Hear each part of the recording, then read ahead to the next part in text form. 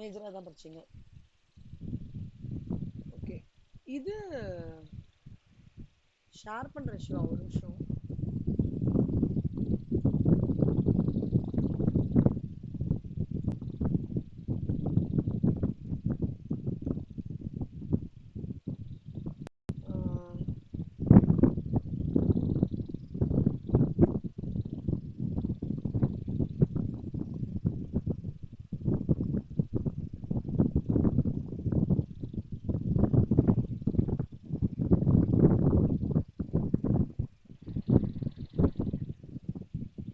இப்போ நீங்க ரேஷியோஸ் உங்களுக்கு ஃபார்முலா கேட்டானா ஓரளவுக்கு நீங்க தரவா சிவா, இல்ல தரவா பண்ணமா?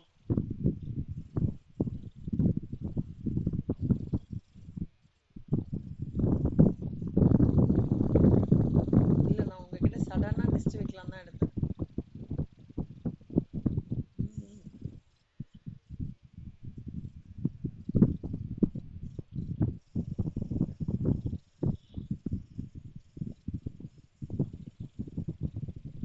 இது சிவா புரியல.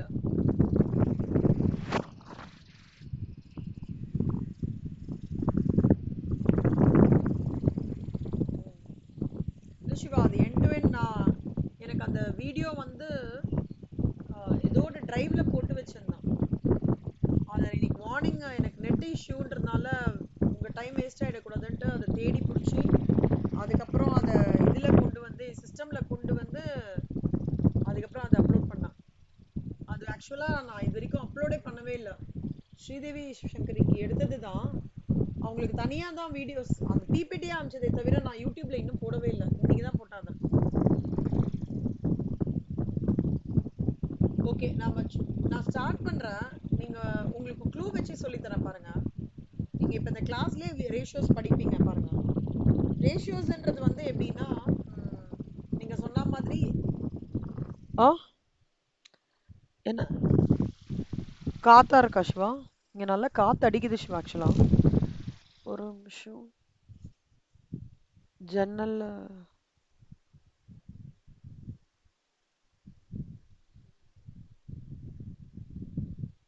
இப்ப எப்படி இருக்கு Siva?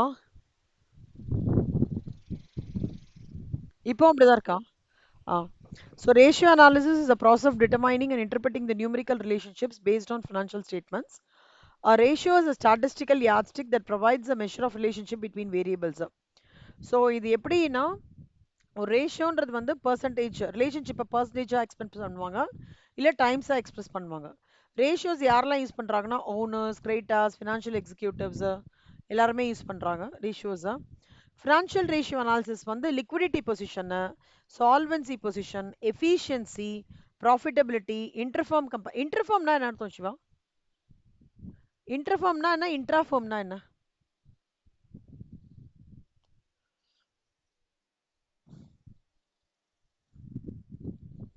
within two or more companies of the same industry.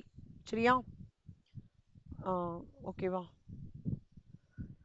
So ratio அனாலிசிஸ்ன்றது commercial bankers and credit raters அந்த institutional lenders are mostly concern with ability of a borrowing enterprise to meet its financial applications. Ratio அனாலிசிஸோட significance நல்லா பார்த்துக்கோங்க. Important theory question. இங்கே வந்து various ratios இருக்குது. ஒவ்வொரு ரேஷியோவும் ஒவ்வொரு மாதிரி.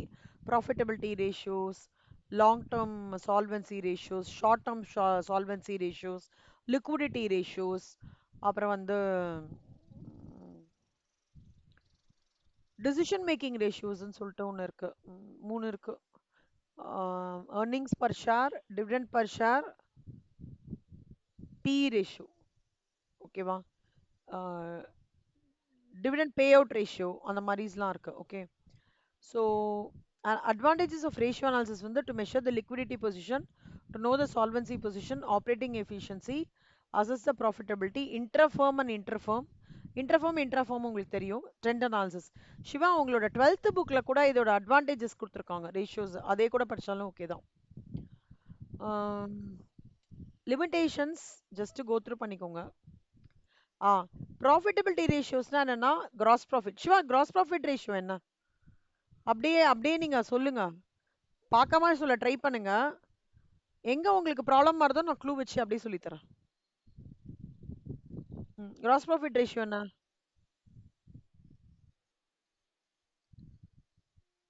மைனஸ் பண்ணிக்கணும். Good. Net profit ratio? Okay. Operating profit ratio?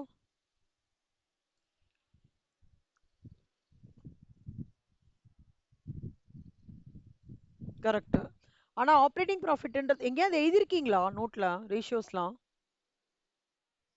சரி, ஓகே, அப்பனா ஓகே.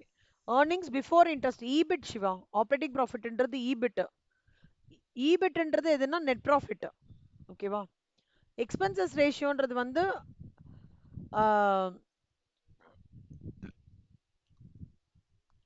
ஆக்சுவலா எக்ஸ்பென்சஸ் பை சேல்ஸ் இன்டூ 100 தான் எக்ஸ்பென்சஸ் ரேஷியோ. சரியா? ஸ்பெசிஃபிக்கா கேட்பாங்க. அட்மினிஸ்ட்ரேட்டிவ் எக்ஸ்பென்சஸ், செல்லிங் எக்ஸ்பென்சஸ் அப்படி கேட்பாங்க. Cost of good sold ratio, cost of good sold divide by net sales into 100. Operating expenses ratio, operating expenses divide by net sales into 100. Okay. Return on investment. Return on இன்வெஸ்ட்மெண்ட்னா என்ன அர்த்தம் Siva? What do you understand by this word return on investment?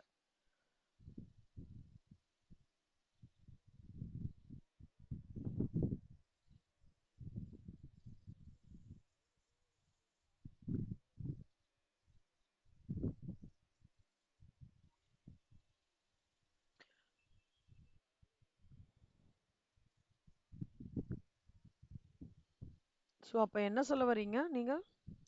ஆஹ், என்ன என்ன ஒரு வாட்டி திருப்பி சொல்லுங்க கண்ணா. Return on investment.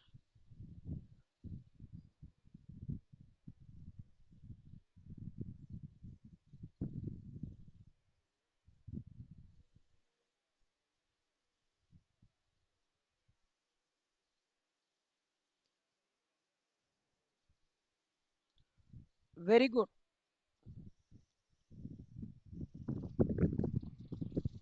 சூப்பர். அதாவது போட்ட முதலுக்கு வர ப்ராஃபிட். ஓகேவா? ஸோ ரிட்டர்ன் ஆன் அசர்ட்னா அதே மாதிரி தான். நான் என்ன அசர்ட் போட்டிருக்கேனோ, உள்ள கான்ட்ரிபியூட் பண்ணியிருக்கேனோ, அதுக்கு என்ன வந்திருக்கு எனக்கு அமௌண்ட்டு. ஸோ ரிட்டர்ன் ஆன் இன்வெஸ்ட்மெண்ட்ஸ்லயே return on assets, return on capital employed அப்படின்னா தெரியும்ல சிவா? கேபிட்டல் எம்ப்ளாய்டுன்றது it is inclusive of year long term debts and short term debts and equity. அதான் capital employed. Return on equity அப்படின்றது வந்து என்னன்னா, it refers to the profitability of owners investments. Return on ஈக்விட்டின்றது the shareholders equity or net worth னா என்ன அர்த்தம்னா share கேபிட்டலையும் reserves and சர்ப்ளஸையும் சேர்த்தா net worth Siva. Okay. Return on equity. So profit after tax divided by equity is return on equity. ஓகேவா Siva? Profit after tax divided by equity return on equity. இந்த return on வருது. ஆன்ன்றதுக்கு அப்புறம் வர வார்த்தை தான் நியூ டினாமினேட்டர்ல வரும். அது அஸ்திவாரமா போட்டு ஒரு அமௌண்ட் கிரியேட் ஆகுறதுல அதுதான் வந்து return on equity. Okay.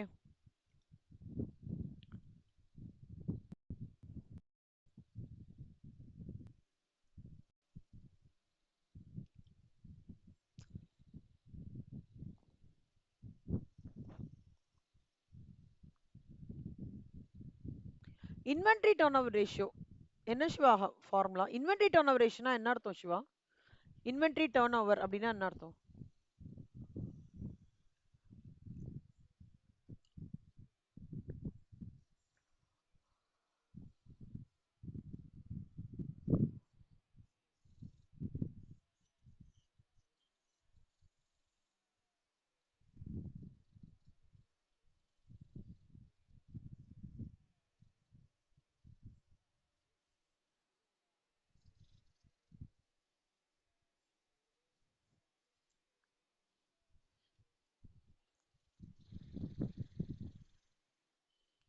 Very good, சொல்லுங்க. Good, very good. So raw மெட்டீரியல்லேருந்து ஒர்க் இன் ப்ராக்ரஸ் போய் ஒர்க் இன் ப்ராக்ரஸ்லேருந்து ஃபினிஷ்டு குட்ஸ் போகிற அந்த ஸ்பேன் ஆஃப் டைமில் how I am able to efficiently manage my turnover of my stocks. ப்ரொடக்ஷன்லேருந்து selling point வரைக்கும் என்னோட எஃபிஷியண்ட்டாக நான் ஸ்டாக் எப்படி ஹேண்டில் பண்ணுறேன் அப்படின்றது தான் இன்வென்ட்ரி டர்ன் ஓவர் ரேஷியோ. அதோட ஃபார்முலா வந்து என்ன கண்ணா?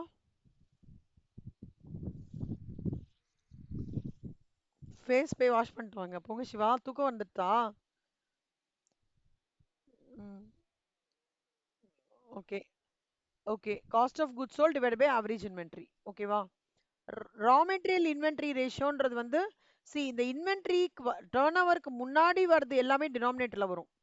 ரா மெட்டீரியல் இன்வென்டரினா denominator average raw material inventory. Work in ப்ராக்ரஸ்க்கு ஆவரேஜ் ஒர்க் இன் ப்ராக்ரஸ். நியூமரேட்டர்ல cost of production. Okay.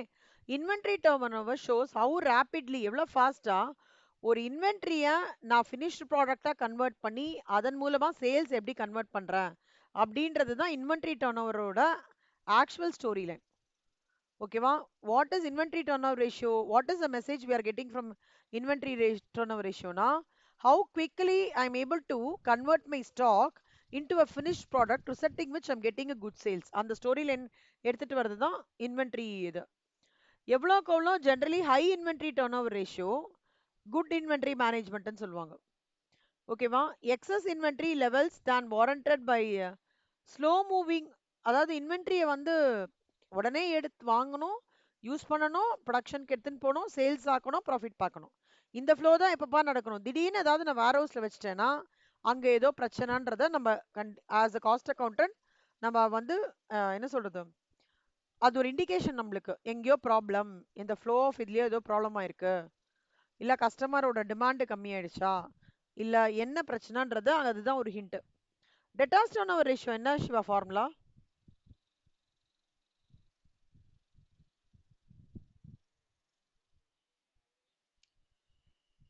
Super. Average accounts ரிசீவல்ன்றது opening plus closing divided by 2.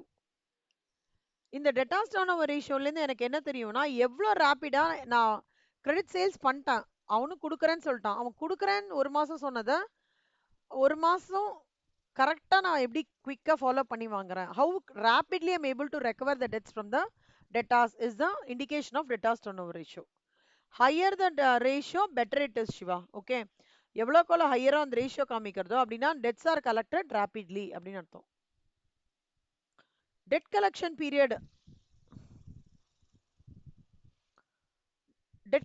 Period in months is equal to 12 months divide by debtors turn over ratio. இது தெரியும்ல Shiva? Okay. Debtors turn over ratios net credit sales divide average accounts receivable. Super. இதுதான் சிவா நம்ம நேத்திக்கு ஒரு சம்ல பார்த்தோம். இந்த இந்த formula தான் ஞாபகம் இருக்கா? ஒரு சம் இல்ல. கிரெடிட்டாஸ் டர்ன் ஓவர் ரேஷியோ என்ன சிவா ஃபார்முலா?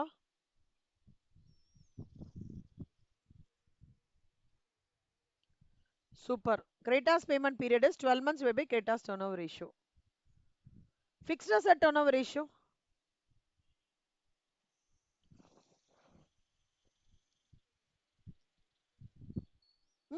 உல்டா.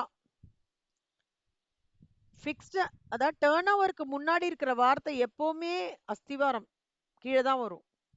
டர்ன் ஓவர்னாலே சேல்ஸ், பட் சிலதுக்கு மட்டும் நம்ம வந்து காஸ்ட் ஆஃப் குட்ஸ் சோல்டு அப்படி மாத்திக்கிறோமே. டர்ன் ஓவர்னாலே அது சேல்ஸ் தான், நெட் கிரெடிட் சேல்ஸ் தான். ஓகேவா? ஃபிக்ஸ்ட் அசெட்ஸ் டர்ன் ஓவர்லேருந்து என்ன இதுவாகிறதுனா நான் பண்ண இன்வெஸ்ட்மெண்ட் அண்ட் ஃபிக்ஸ்ட் அசெட்ஸை பண்ணது கரெக்டா இல்லையா, எனக்கு வந்து எவ்வளோ தூரம் அந்த ஃபிக்ஸ்ட் அசெட்டை நான் அழகாக வந்து சேல்ஸாக கன்வெர்ட் பண்ணி ப்ராஃபிட் எடுத்துகிட்டு போகிறேன். How far my contribution the fixed asset is yielding me good sales resulting which I'm getting a good profit. அதான் fixed assets turnover. Total assets turn over ratio Siva?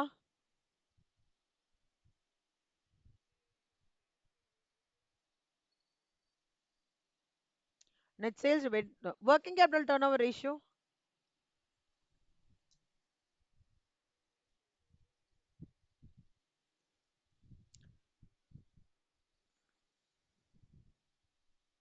Solvency ratios என்னெல்லாம் Siva?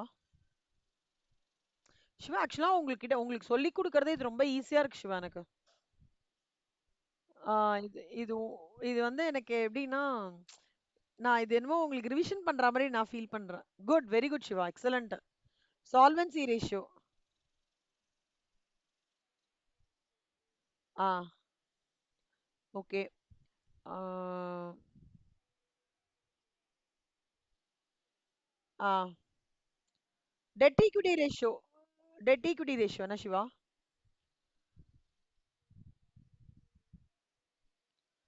Good. இப்போ வந்து dead equity ரேஷியோனால உங்களுக்கு என்ன story line Siva கிடைக்கும்?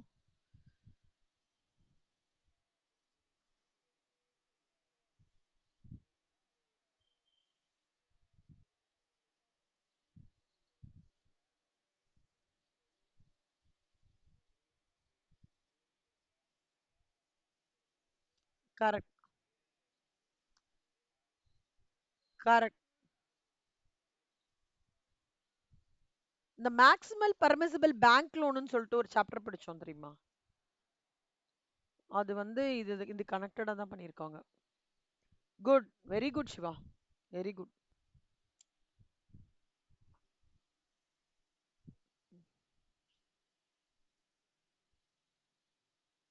It tells the owners, Shiva இது underline பண்ணிக்கோங்க கண்ணா. It tells the owners the extent to which they can gain by maintaining control with a limited investment. ஓகேவா? ஓனர்ஸ்க்கு என்ன சொல்றதுன்னா, the extent to சிவா உங்களுக்கு தூக்கம் இருந்தா தூங்குங்க கண்ணா, ஒண்ணும் பிரச்சனை இல்ல. நான் இதெல்லாம் ரெக்கார்டிங் போட்டு வேணா அனுப்பிச்சு விடுறேன் எனக்கு. நான் எப்படி இருந்தாலும் சிவராத்திரி தான் எனக்கு இன்னைக்கு. ஏன்னா காத்தாலேருந்து ஒண்ணுமே நான் பண்ணல. ஒண்ணுமே பண்ணல. 3 2:30 மணிக்கு இது வந்தது. அப்புறம் மொபைல்ல கனெக்ட் பண்ணேன். அதுக்கப்புறம் ஸ்லோவா வந்தது. அப்புறம் சார் கொஞ்சம் ஹெல்ப் பண்ணாரு கனெக்ட் பண்றதுக்கு அவர் சிஸ்டம்ல. ஏதோ பண்ணேன் அவ்வளவுதான். அப்புறம் என் சிஸ்டம்ல ஸ்டார்ட் பண்ணேன். ஒண்ணுமே பண்ணல சிவா. அதனால உங்களுக்கு ஒருவேளை தூக்கம் வந்தா தூங்குங்க. நான் இதெல்லாம் ரெக்கார்டிங் வேணா பண்ணி அனுப்பிச்சு விட்றேன். So it tells the owners extent to which they can gain. உங்களுக்கு ஓகே இல்ல சிவா இப்ப படிக்கிறது?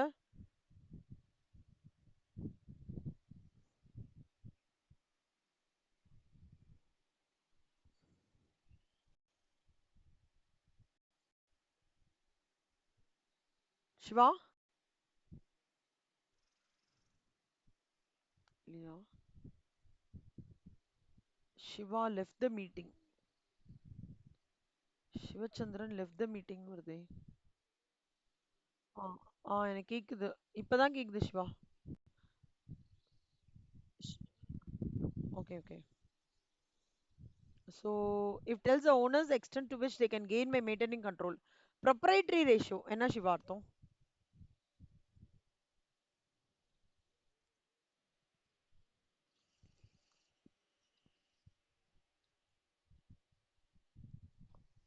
என்ன வாய்ப் அது என்ன ஃபார்முலா? ஃபுல்லான ஃபார்முலா சொல்லுங்க. ட்ரை பண்ணுங்க. ஷேர் ஹோல்டர் என்ன எடுத்துட்டு வராங்க? நான் அத நான் மீனிங் படிக்கிறேன். அதை வச்சு ஃபார்முலா ட்ரை பண்ணுங்க. See, the ratio is of particular importance to the creditors who can find out the proportion of shareholders funds in the total assets employed in the business. அப்ப என்னவா இருக்கும் ஃபார்முலா? குட். ஸோ அட்டென்ஷன் நான் வந்து ஆக்சுவலாக share பண்ணி தான் இது பண்ணுறேன். பட் நீங்கள் ஓவராலாக ட்ரை பண்ணுங்க ஃபார்முலா சரியா? ட்ரை பண்ணுங்க.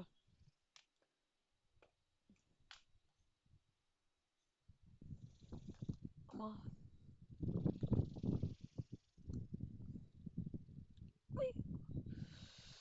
So shareholders funds divided by total tangible assets. It focuses on the general financial strength of the business enterprise. The ratio is of particular importance to the creditors who can find out the proportion of shareholders funds in the total assets employed in the business. Okay, proportion of shareholders funds in the total assets employed in the business. Capital gearing ratio na என்ன சிவா அர்த்தம்?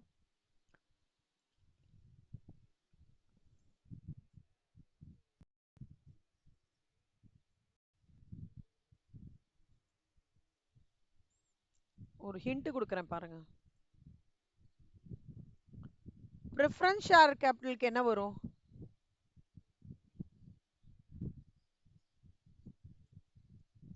டிபெஞ்சர்ஸ்க்கு என்ன வரும்?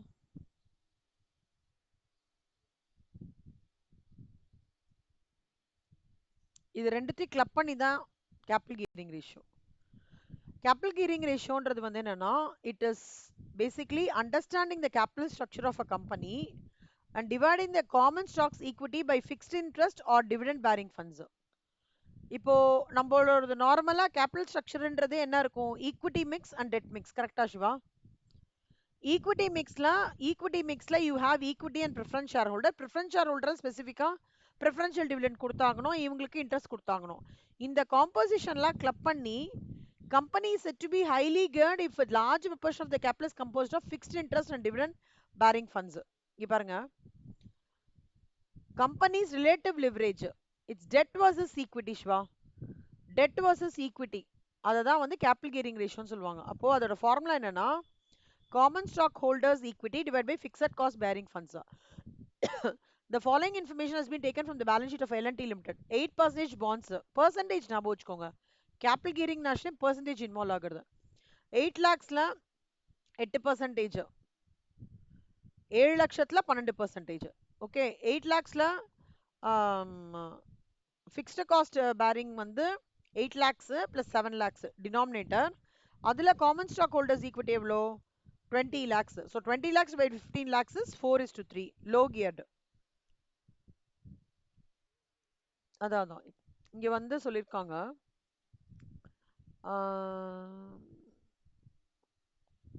see large portion of capital வந்து is comprising of நம்மளோட கேபிட்டல்ல வந்து நிறைய டிபெஞ்சர்ஸும் நிறைய preferential share கேபிட்டலும் நிறைய இருந்ததுன்னா அந்த கம்பெனி வந்து ஹைலி கேடுன்னு அர்த்தம். ஹைலி கேட்னா என்ன அர்த்தம்னா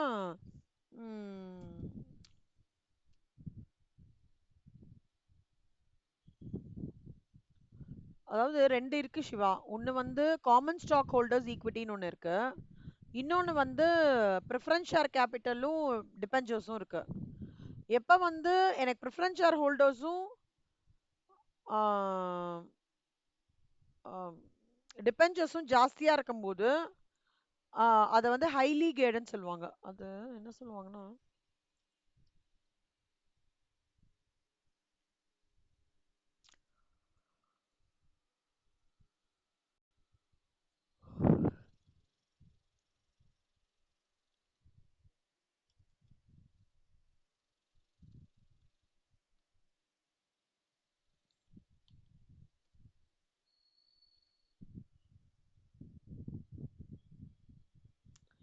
highly geared the company has a high amount of debt compared to its equity of the share capital.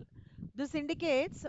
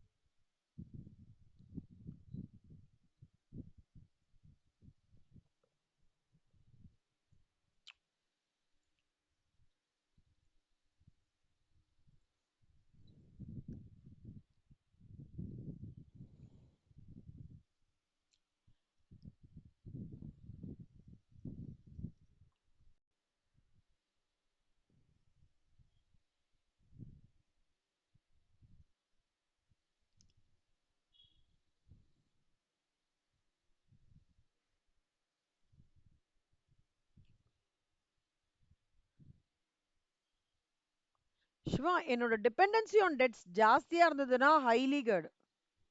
அதாவது ஃபிக்ஸட் காஸ்ட் பேரிங் ஃபண்ட்ஸ் இருக்கு இல்லையா, ஓகே சிவா, அதுலயும் ஸ்பெசிஃபிக்கா டிபெஞ்சர்ஸோட காம்போசிஷன் வந்து ஜாஸ்தியா இருந்ததுன்னா அது ஹை கியர்டுன்னு வரும். இப்போ இதுவே 3/4 இருந்ததுன்னு வச்சுக்கோங்க லோ கியர்டு. ஹை கியர்டு 4/3 இருக்கிறதுனால லோ கியர்டு. ஓகேவா, புரியுதா நான் சொன்னது? என்ன சொன்னேன் சொல்லுங்க, ரிப்பீட் பண்ணுங்க. எனக்கு உங்களுக்கு புரியாத மாதிரி நான் ஃபீல் பண்றேன்.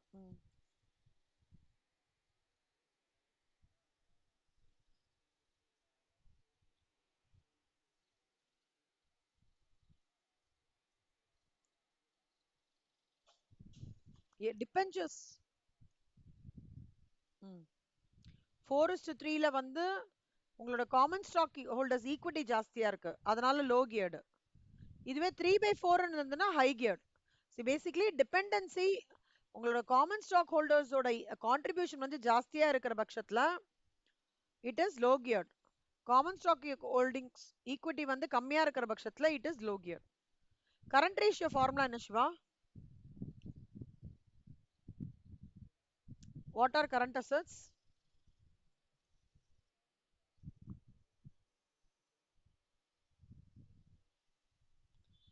What is current asset?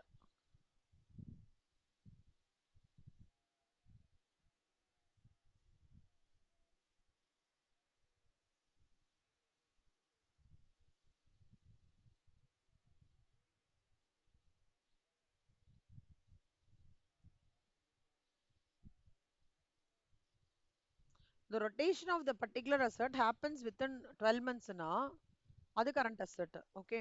Current liabilitiesலாம் என்னலாம்?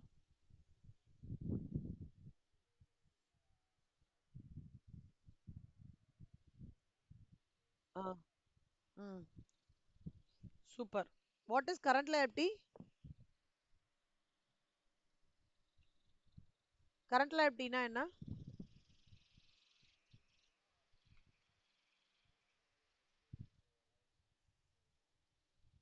Very good. Super.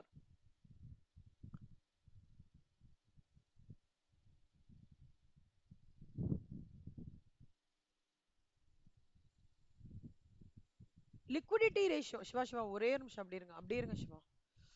பண்றது Siva. Higher current ratio.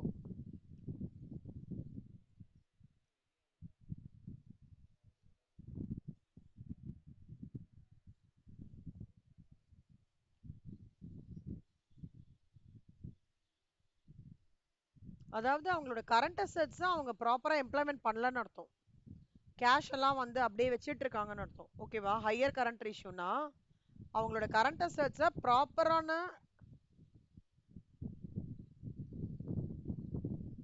Employment of that current assets is not happening ப்ராப்பர்லின்னு அர்த்தம். ஓகேவா? புவர் கரண்ட் ரேஷியோனா என்ன அர்த்தம்?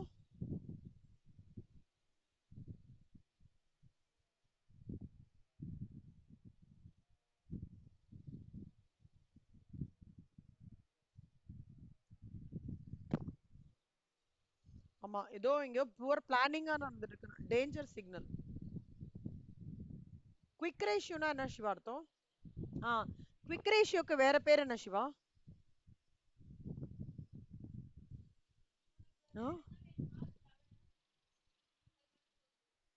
குவிக் குவிக் ரேஷியோக்கு ரெண்டு பேர் என்ன சிவா?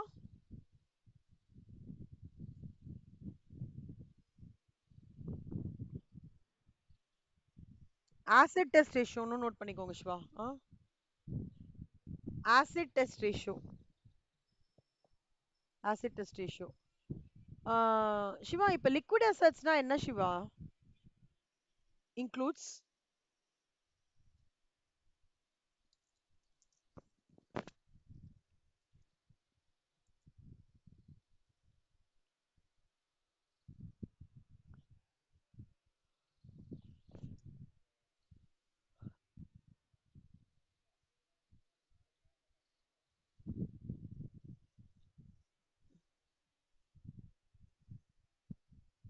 இன்வென்டரி ப்ரீபெய்ட் எக்ஸ்பென்சஸும் லிக்விட் அசெட்ஸ்க்குள்ள வராது. ஓகேவா? ஓகேவா Siva?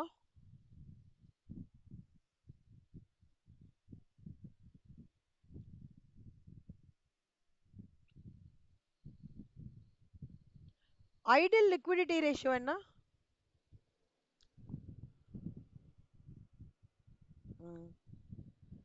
Fixed charges cover ratio. இது என்னன்னு சொல்றேன் சிவா?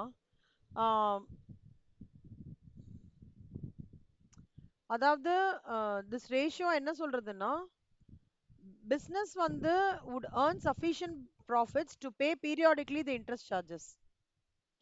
இன்ட்ரெஸ்ட் சார்ஜஸோட இன்டைரக்ட் இம்பாக்ட் தான் fixed charges coverage ratio. How far I'm able to earn my profits which goes for periodically the payment of interest charges. எவ்வளோக்கு எவ்வளோ FCR ரேஷியோ ஜாஸ்தியா இருக்கோ அவ்வளோக்கு எவ்வளோ we are in a better position அர்த்தம். ஞாபகம் வச்சுக்கோங்க, fixed charges cover ratio income before interest and tax divided by interest. ஓகேவா Shiva? Income before interest and tax divided by interest. Defensive interval ratio. Defensive interval ரேஷியோனா என்ன அர்த்தம் சிவா?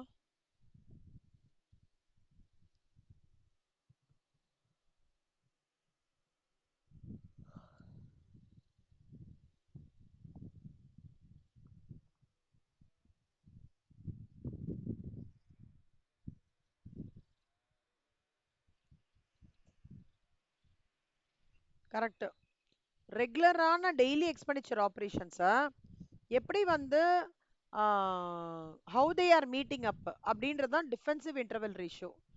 அதுக்கு liquid assets divided by daily cash requirement projected. ஓகேவா?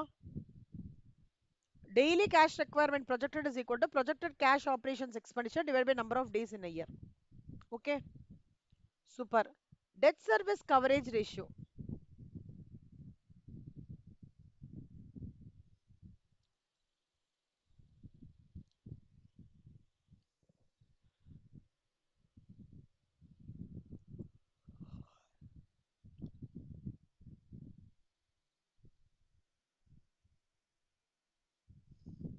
சிவா, கடன் நீங்க loan வாங்கி பார்த்திருக்கீங்களா சிவா? பேங்க்ல பேங்க் லோன்ஸ் அந்த மாதிரி.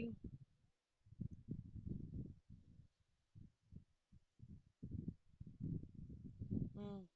சி, அசல் ஒரு பக்கம் இருக்கும் சிவா, வட்டி ஒரு பக்கம் இருக்கும். நான் அசல் அடைக்க முடியலன்னா கூட வட்டியாவது அடைச்சிட்டே வரணும். ஆனா நான் பேங்க்கை பொறுத்த வரைக்கும் ஒரு சின்ன போர்ஷன் ஆஃப் பிரின்சிபல் தான் போகும், பெரிய போர்ஷன் ஆஃப் இன்ட்ரெஸ்ட் போகும். ஏன்னா அதான் அவனுக்கு இன்கம். இப்போ இந்த ரெண்டு போர்ஷனும் இருக்கும்போது எவ்வளோ தூரம் கம்பெனியோட ப்ராஃபிட்ஸ் வட்டிக்கு மட்டும் கட்டாம அசலுக்கும் எவ்வளவு கான்ட்ரிபியூட் பண்றாங்கன்னு சொல்றதுதான் டெட் சர்வீஸ் கவரேஜ் ரேஷியோ. புரியுறதா? புரியுறதா இல்லையா Siva? So debt service coverage ratio is equal to profit after taxes plus depreciation plus interest on loan divided by interest on loan plus loan repayment in a year. So profit after taxes plus depreciation plus interest on loan divided by interest on loan plus repayment in a year. Siva, இது நல்லா பார்த்துக்கோங்க, ரொம்ப important. ஓகேவா?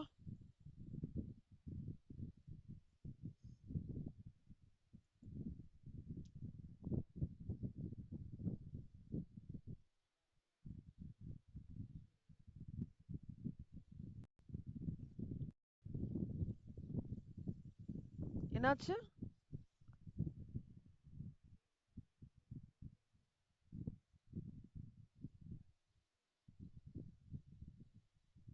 ரெண்டு some தான் இருக்குன்றீங்களா? எனக்கு சம்மு தெரியல கண்ணா, ஆனா இது ஏதாவது எம்சிக்யூல கேட்பாங்க இது எல்லாத்தையுமே, அதனால தான் ஃபர்ஸ்ட்ல இருந்து எடுக்கிறேன். சம் கேக்குறாங்க, எம்சிக்யூஸ்லயும் வரும் சிவா, நடுநடுல இருந்து கேட்பாங்க.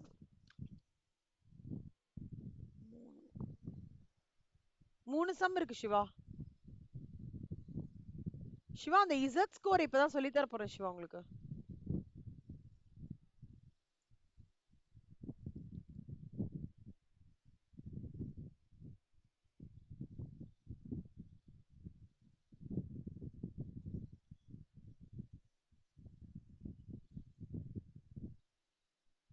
முடிச்சிட்டோம் ஆல்மோஸ்ட்.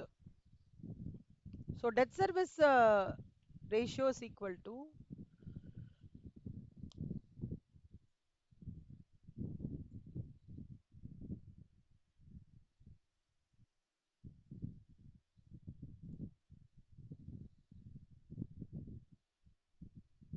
போட்டிருக்கேன். So debt service coverage ratio is equal to profit after taxes plus depreciation plus interest on loan divide by interest on loan plus loan repayment in a year. Valuation of pay out ratios. Shiva, இது நல்லா concentrate பண்ணிக்கோங்க. Valuation ரேஷியோஸ்ன்றது வந்து என்னன்னா, share ஹோல்டர்ஸோட இன்வெஸ்ட்மெண்ட்டை ஒரு கம்பெனியில assess பண்ற ratios தான் valuation ratios. Okay, first price earnings ratio Shiva. Price earning ரேஷியோன்றது இந்த பீன்றது மார்க்கெட் பிரைஸ் டினோட் பண்றது, ஈன்றது ஏர்னிங்ஸ் பர் ஷேர். ஓகேவா? பி ஸ்டாண்ட்ஸ் ஃபார் என்ன? இ ஸ்டாண்ட்ஸ் ஃபார் ஸோ உங்களுக்கு கொஸ்டின் என்ன கேட்பாங்கன்னா, மார்க்கெட் பிரைஸ் கொடுத்துருவான், பி ரேஷியோ கொடுத்துருவான், டைம்ஸ்ல வரும், ஏர்னிங்ஸ் பர் ஷேர் கண்டுபிடின்னு 2 மார்க்ல. ஓகேவா சிவா? அடுத்தது market value to book value. Book வேல்யூனா என்ன, மார்க்கெட் வேல்யூனா என்ன சிவா அர்த்தம்?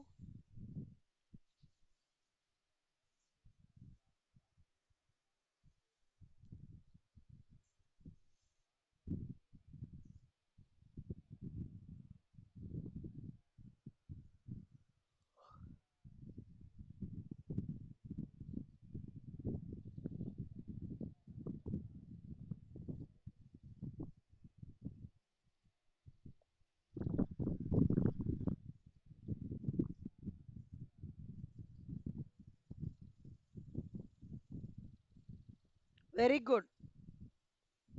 சூப்பரா சொல்றீங்க சிவா.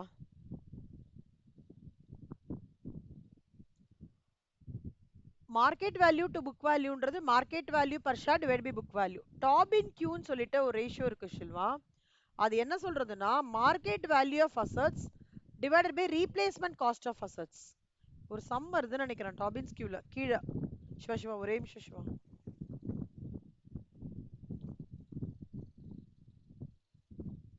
சிவா அப்படியே இருங்க Siva. Tobin's Q is the ratio of market value of firm's assets to assets replacement cost. Siva இது நீங்க எழுதிட்டு இருக்கீங்களான்னு தெரியல, நோட் பண்ணிக்கோங்க சிவா. டாபின்ஸ் கியூ வருது, ஓகேவா? நோட் பண்ணி வச்சுக்கோ. ஓகே, டிவிடெண்ட் பே அவுட் ரேஷியோன்னு சிவா. டிவிடெண்ட் எங்க இருந்து சிவா பே பண்ணுவோம்? Very good. ப்ராஃபிட் என்னன்னு சொல்லுவோம் இன்னொரு வார்த்தை?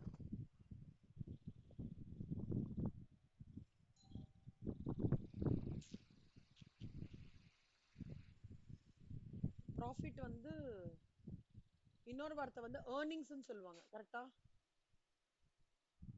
ஸோ ஏர்னிங்ஸ் பர் ஈக்விட்டி ஷேருக்கு எவ்வளோ டிவிடெண்ட்?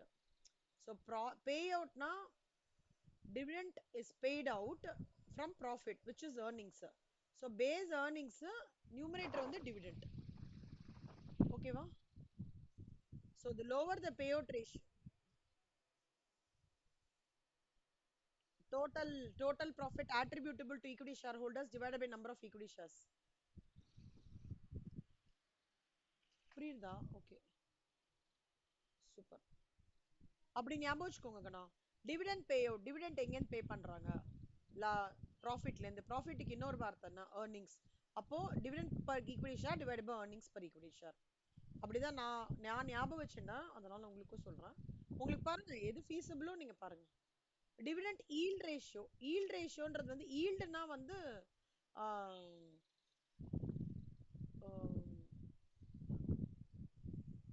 எனக்கு வந்து ரிட்டர்ன்ஸ். இதே ஷேர் மார்க்கெட் பிரைஸ்ல இவ்வளோ, இந்த ஷேரோட இது வந்து வேல்யூ வந்து மார்க்கெட் பிரைஸா, அதுக்கு என்னோட டிவிடெண்ட் காம்போசிஷன் வந்து ஏதோ ரொம்ப கம்மியா இருக்கும்.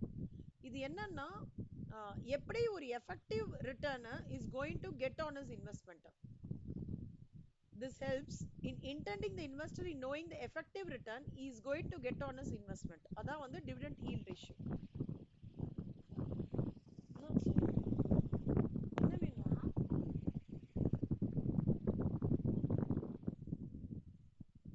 For example, if the market price of a share is 25, paid up value is 10 and dividend rate is 20%, the dividend yield ratio is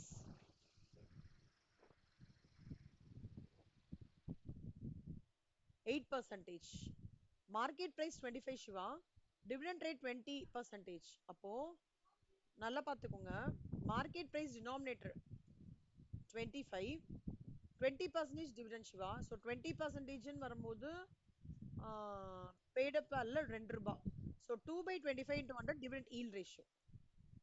so இதனால அவருக்கு என்ன தெரியும்னா, investor can now decide whether it will be advisable for him to go for purchasing the shares of the company or not at the price prevailing in the market. இப்போ dividend yield வந்து 8% தான் இருக்குன்னு வச்சுக்கோங்க Siva. 8% is a good dividend. 2% 1% இருந்ததுன்னா இப்போ போய் நான் அந்த ஷேரை வாங்க மாட்டேன். இப்போ நான் எல்என்டி ஷேர்லாம் வாங்குறேன்னு வச்சுக்கோங்களேன், one of the financial analysis that I have to do is understanding the parameter of dividend yield ratio. இது லைவாக பண்ணுவோம் சிவா. நாங்கள் எஸ்எஃப்எம் படிக்க போறீங்களா ஸ்டேஜ் 3ல, அதில் லைவாக பண்ணுவோம். இது how to, what are the parameters to be taken into consideration for whether to decide to buy in this company or not. அதுல இது வரும் dividend yield ratio. Okay, market price per share divided by earnings.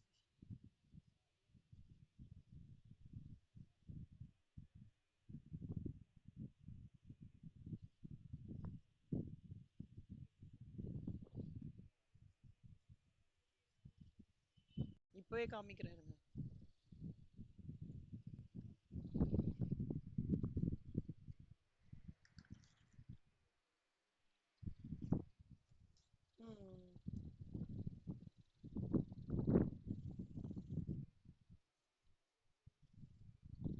ஆமா, significance கண்டிப்பா நான் காமிக்கிறேன்.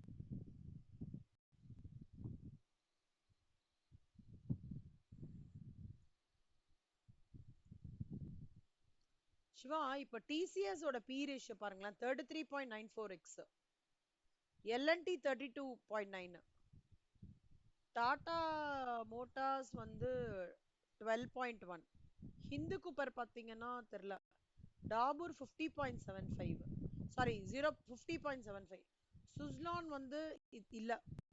சிவா எப்பவுமே ஞாபகம் வச்சுக்கோங்க, பி ரேஷியோடது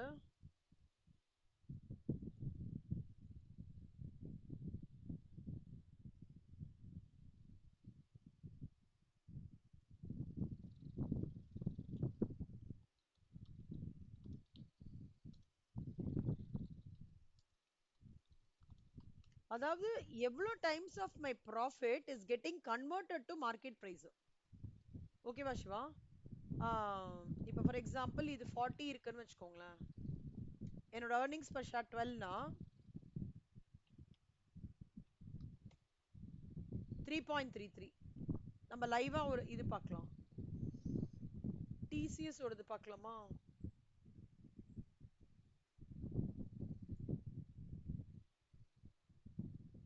நீங்க என்ன நினைக்கிறீங்க சிவா? பி ரேஷியோ ஜாஸ்தியா இருந்தா நல்லா இருக்குன்னு நினைக்கிறீங்களா, பி ரேஷியோ கம்மியாக ஆக நல்லதுன்னு நினைக்கிறீங்களா?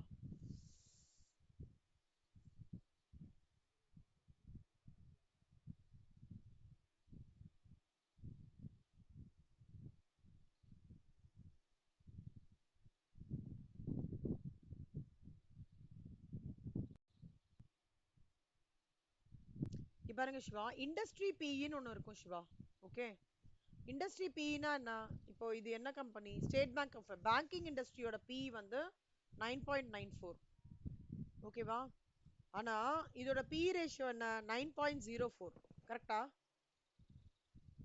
இண்டஸ்ட்ரி பியோட ஓரளவுக்கு மேட்ச் ஆகுறது. சி, நம்ம அனலைஸ் பண்ணும்போது இப்படி பண்ணணும். நான் இப்போ ஸ்டேட் பேங்க்ல இன்வெஸ்ட் பண்றேன்னா நான் பார்க்கணும், இண்டஸ்ட்ரி பியோட பி ரேஷியோ எவ்வளவு தூரம் மேட்ச் ஆகுது. ரொம்ப ஃபார்லாம் கிடையாது, நியரிங்கா தான் இருக்கு இல்லையா? ஆக்சிஸ் பேங்க் பாருங்க, இண்டஸ்ட்ரி பின்னு இருக்கு 13.12. இது பாருங்க 28.15, எல்ஐசி 12.42. இப்படிலாம் போகவே கூடாது. இந்த மாதிரி எல்ஐசில போய் இன்வெஸ்டே பண்ணக்கூடாது. ஓகேவா சிவா?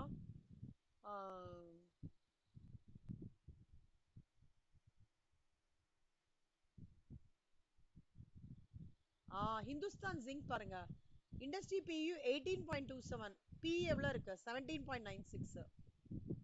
ஓகேவா Siva?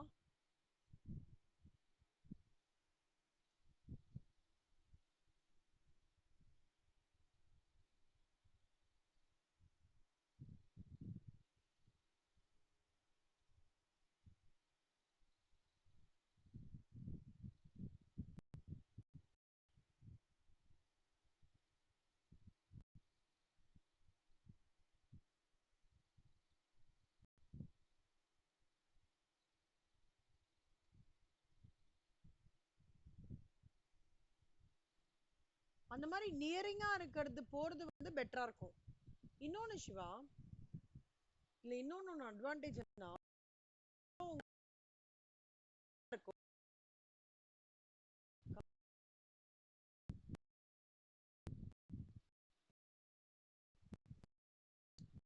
number of times earning per hour is covered by இதுவா இருங்களா.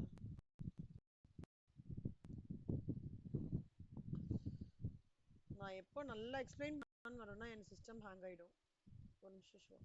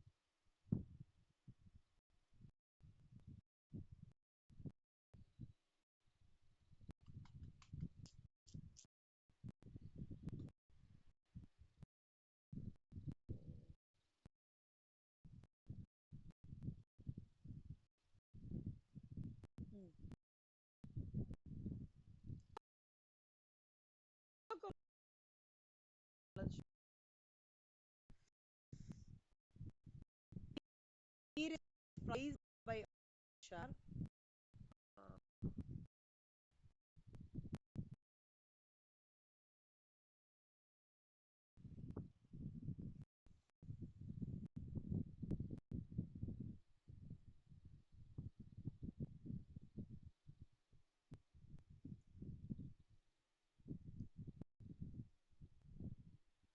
P ratios of requested companies are as follows: 33.94 L&T, Tata Motors, Indu Cooper எல்லாமே, Dabur 50 points, Suzlon.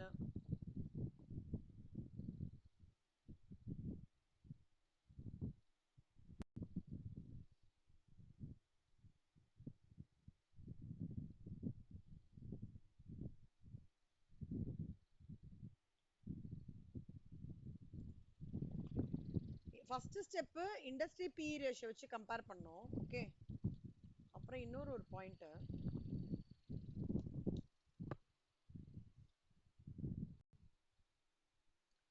so P ratio is how much they are paying for each rupee of company earnings. அதாவது எவ்வளோ investor வந்து ஒரு ரூபாய் of company ஏர்னிங்ஸ்க்கு எவ்வளோ பே பண்றாங்கன்றது வந்து PE ratio. High PE ரேஷியோனா என்னன்னா, investors expect high future growth from a company, potentially making the stock appearing overvalued. A high PE ratio suggests that the stock is currently overpriced and price corrections may eventually bring it closer to the intrinsic value. எப்பவுமே Siva PE ratio வந்து லோவா தான் இருக்கணும். ஓகேவா? Low PV ratio தான் நல்லது. இப்போ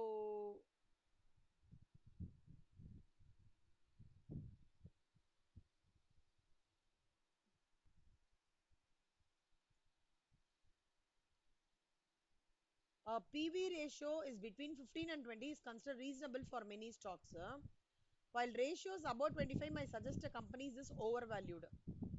அதாவது ரொம்ப லோவாவும் இருக்க கூடாது. அதாவது anything between 15 to 30 okay Siva. இவங்க 25 சொல்லிருக்காங்க. 15 to 30 இருக்கிற PV ரேஷியோவா நம்ம குட் PE ரேஷியோஸ்னு சொல்லலாம். ஓகேவா? அது பாயிண்ட் நம்பர் 1. இன்னொன்னு வந்து ஒரு PE ரேஷியோ 40க்கு அபோவா இருக்குன்னு வச்சுக்கோங்களேன். அப்பனா என்ன அர்த்தம்னா இன்வெஸ்டர் வந்து அந்த கம்பெனி மேல ஓவர் எக்ஸ்பெக்டேஷன்ஸ் வச்சிருக்காங்க. ஓகேவா? ஓவர் எக்ஸ்பெக்டேஷன்னா நான் இந்த கம்பெனி இப்போ திடீர்னு ஜியோல இருந்து ஏதாவது ஒரு இதை எடுத்துட்டு வராங்கன்னு வச்சுக்கோங்களேன், எல்லாரும் போய் கட கட கட கடன் ரிலையன்ஸ் வாங்குவாங்க. அப்ப கடகடன் வாங்கின உடனே என்ன ஆகும்? ஸ்டாக் ஓவர் வேல்யூ ஆயிடும். கட கட கடன் பிரைஸ் கம்மியாகும். ஓகேவா? திருப்பி திருப்பி செல் பண்ணுவாங்க. அப்ப திருப்பி என்ன ஆகும்? பிரைஸ் வந்து டு த இது போகும்போது என்ன ஆகும்? ஷேர் மார்க்கெட் வந்து ஒரு ஒரு ஒரு ஷேக் கொடுக்கும். ரிலையன்ஸ்ல பாத்தீங்கன்னா எதுவும் ரெக்கார்டிங் பண்றேன்ல